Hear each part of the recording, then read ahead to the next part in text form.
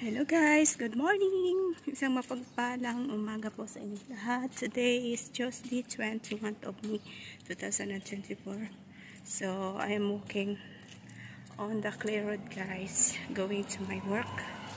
And beating the head outside for 50 degrees Celsius. So, if you can see there's no people, it's walking in this road, it's empty guys, because of too much hot. It's around 9:45 a.m. but the hot is too much, 50 degrees Celsius. So it's terrible. If you are in the Middle East, you know the weather right now. See, this is the road going to my work, guys. For this time, guys, I'm walking.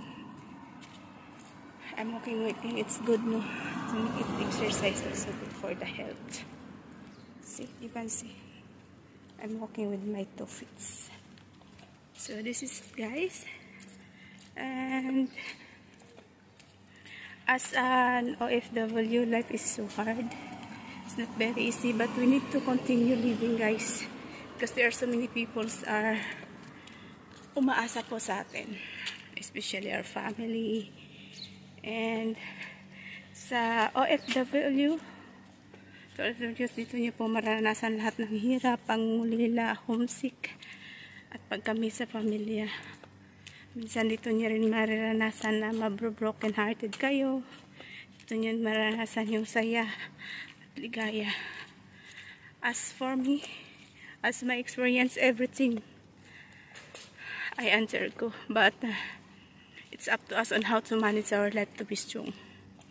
So this is it. This is the area where I can go to the work guys. And if you can see here, they have too much tree, even it's very hot. This is the, what do you call this?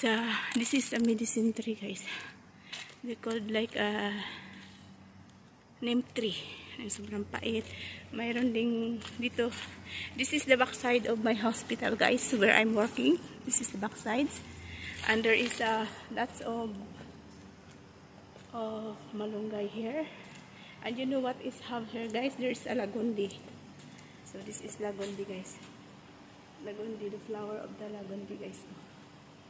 So lagundi, we know that in medical herbs we can use, especially we are in our province, it's good for the cough.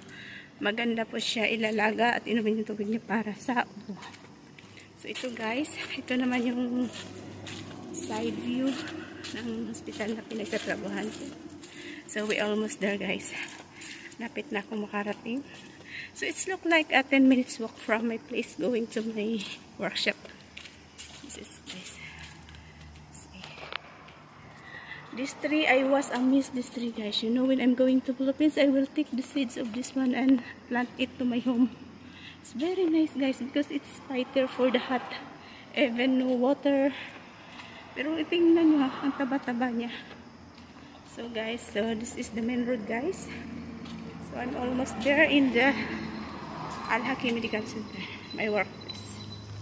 So this is it. Oh my god, there's some cars. So it means my doctors and staff nurses is there already. For me, I'm walking inside. So far, so very nice place.